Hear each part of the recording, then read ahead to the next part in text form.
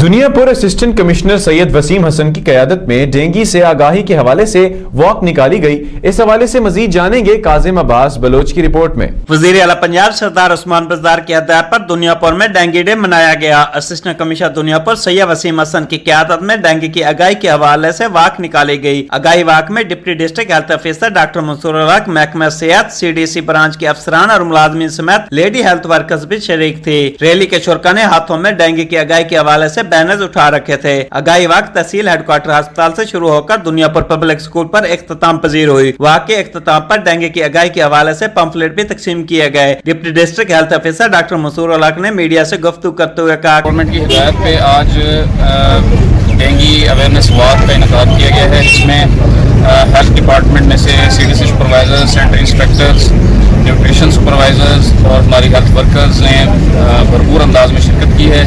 اس walk کا مقصد یہ ہے کہ عوام میں ڈینگی کے بارے میں آگاہی پیدا کیا جائے اور شعور پیدا کیا جائے کہ ڈینگی سے ہم سب نے اپنے آپ کو کس طرح بچانا ہے، اپنے گھر والوں کو کس طرح بچانا ہے۔